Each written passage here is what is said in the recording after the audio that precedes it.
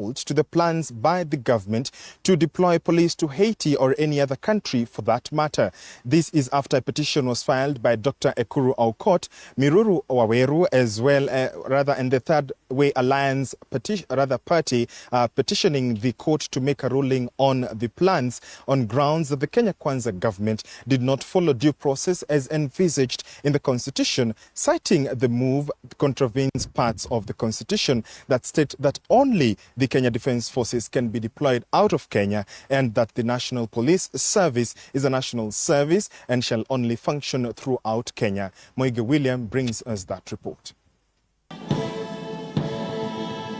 Plans to deploy 1,000 Kenyan police officers to Haiti by the government are now in limbo after Ekuru Aukot, Miruru Waweru and the Third Way Alliance moved to court to block the state on grounds that the constitution was not properly followed.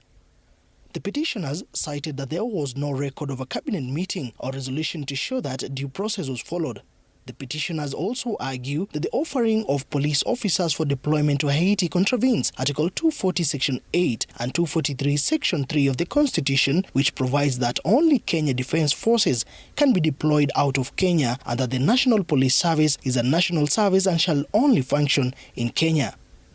The petitioners also highlighted that, guided by Section 3 of the National Police Service Act No. 11 of 2014, that Kenya Police can only be deployed outside the country in defense of Kenya and during a state of emergency, read under Article 58 of the Constitution, reiterating that deploying members of the National Police Service to Haiti is a clear contravention of Section 6 of the Act, as Kenya is not at war with Haiti and is not a state of emergency.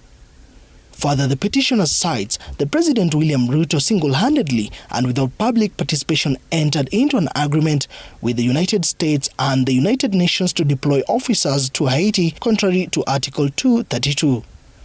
Earlier, Interior Cabinet Secretary Kithure Kindiki said that the Constitution allows President William Ruto to deploy the 1,000 officers to Haiti with the approval of Parliament, referring to Article 240 of the Constitution, which states, and I quote, "The Constitution requires that for the President to deploy any force outside the country, whether it is KDF or any other force that constitutes organ of national security, Parliament must approve." Last week, President William Ruto welcomed the United Nations Security Council's approval of a Kenya-led multinational security support mission in Haiti, promising that the people of Haiti will finally get justice.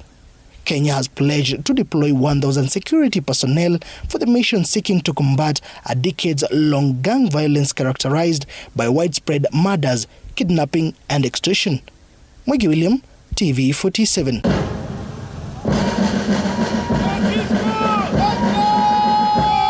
To the coast now, where the ethics and anti-corruption